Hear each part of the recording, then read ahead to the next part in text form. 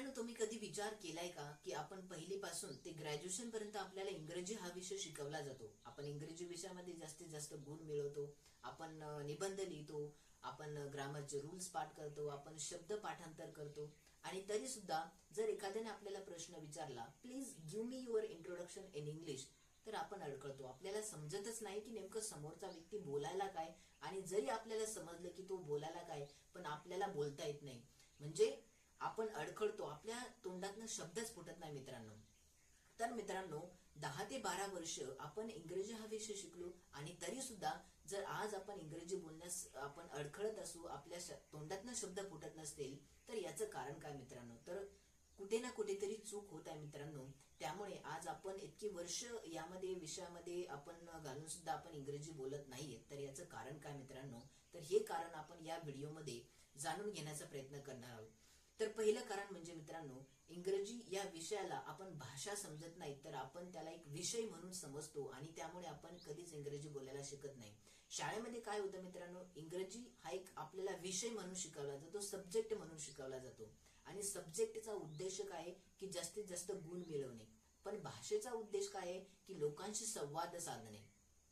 तर हा एक मुख्य कारण आहे. दुसरं कारण म्हणजे आपण ग्रामर शिकतो, पण त्या ग्रामरचा आपण सरावच करत नाही, त्या ग्रामरचा आपण यूज करत नाही. मित्रांनो, तुम्ही विचार केलाय का की तुम्हाला पहिलीपासून ते ग्रॅज्युएशन पर्यंत खूप सारं ग्रामर शिकवलं जातं, तुम्हाला टेन्स शिकवलं जातं, तुम्हाला active, passive voice, direct, indirect speech, हे सर्व तुम्हाला शिकवलं जातं, आणि तरी सुद्धा तुम्हाला इंग्रजी बोलताना तुम्ही अडखळता, तुमच्या तोंडातनं शब्दच फुटत नाही, तुम्हाला समजतच नाही की नेमकं कोणतं सेंटेन्स कसं बनवावं. तर मित्रांनो, तुम्ही एक विचार केलाय का की आपण ग्रामर शिकून सुद्धा आपल्याला इंग्रजी येत नाही? तर त्याचं कारण म्हणजे आपण ते जे टेन्स आपण शिकलो त्याचा आपण बोलण्याचा कधी सरावच केला नाही. मित्रांनो, आपण आपली जी मराठी भाषा आहे ती कशा प्रकारे शिकलो? आपण कुठे काही क्लासेस जॉईन केले होते का? आपण कधी ग्रामर शिकलो का मराठीचं?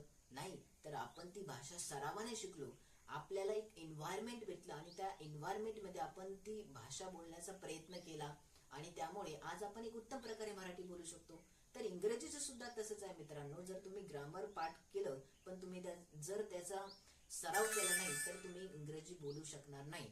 आणि तिसरी गोष्ट म्हणजे आपल्याला इंग्रजी बोलण्याचं एन्व्हायरमेंट मिळत नाही, तसलं वातावरण आपल्याला मिळत नाही. आपण मराठी भाषा कशी शिकलो? आपल्याला त्याचा वातावरण मिळालं, घरचे आपल्यासोबत मराठीमध्ये बोलत होते, आपले जे फ्रेंड्स आहेत, आपले जे कलिग्स आहेत, ते आपल्याला मराठीमध्ये बोलत होते, आणि त्यामुळे आपल्याला मराठी बोलण्याचं एक एन्व्हायरमेंट मिळालं, आणि रोज आपली त्यामधनं मराठी बोलण्याची प्रॅक्टिस होत गेली. पण आपल्याकडे इंग्रजी कोणी बोलतच नाही. आपल्याला भीती वाटते की जर आपण इंग्रजीमध्ये बोललो आणि माझ्याकडनं काहीतरी चुका झाल्या तर लोक माझ्यावर हसतील. म्हणजे आपल्याला तर एक तर भीती आहे आपल्याला की चुका होण्याची. पण मित्रांनो, तुम्हाला एक गोष्ट लक्षात घ्यायला हवी, जो इंसान कभी गलती नहीं करता वह जिंदगी में कभी कुछ नहीं बन सकता.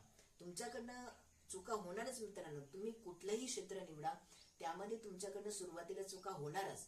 पण जर तुम्ही ती चूक सुधारली नाही, तर तुमची ती चूक नेहमी तशीच होत राहील, तुमच्याकडनं चुका होतच राहतील. त्या इंग्रजीचं सुद्धा तसंच आहे मित्रांनो. ज्यावेळेस तुम्ही प्रॅक्टिस करायला सुरुवात करसाल, त्यावेळेस तुमच्याकडनं चुका होणारच. पण जर त्या चुका तुम्ही सुधारल्या, रोज तुम्ही इंग्रजीचा सराव केला, छोटे छोटे वाक्य बनवायला सुरुवात केली, एक 2 ते 3 मिनिटे इंग्रजीमध्ये बोलायला सुरुवात केली, तर तुम्ही इंग्रजी बोलायला तुमची एक सुरुवात होईल मित्रांनो.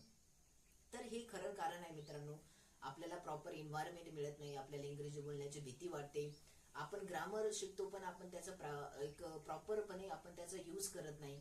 तर मित्रांनो, तुम्हाला सुद्धा हे जाणून घ्यायचं असेल, तुम्हाला सुद्धा ही माहिती करून घ्यायची असेल की आम्ही इंग्रजी कशा प्रकारे बोलू शकतो, इंग्रजी बोलायला सुरुवात कुठनं करायची, आम्हाला काही माहिती नाही, तर मी तुमच्यासाठी घेऊन आलेलो आहे ऍस्पायर स्पोकन इंग्लिश क्लासेस, ज्यामध्ये मी तुम्हाला स्टेप बाय स्टेप शिकवणार आहे की तुम्ही कशा प्रकारे इंग्रजी बोलू शकता. How you can speak English fluently without any making any mistake. तर यामध्ये मी तुमचा भरपूर सराव करून घेणार आहे. आणि दुसरी गोष्ट म्हणजे तुम्हाला ग्रामर तर शिकावंच लागणार आहे मित्रांनो. पण ते ग्रामर तुम्ही कशा प्रकारे यूज करायचे, हे सर्व गोष्टी मी यामध्ये तुम्हाला शिकवणार आहे, आणि मी तुम्हाला एक चांगल्या प्रकारे इंग्रजी बोलायला तुम्हाला मदत करणार आहे. जर तुम्हाला याविषयी अधिक माहिती हवी असेल तर कमेंटमध्ये मला मेसेज करा, किंवा खाली दिलेल्या नंबरवरती तुम्ही माझ्याशी कॉन्टॅक्ट करू शकता. धन्यवाद.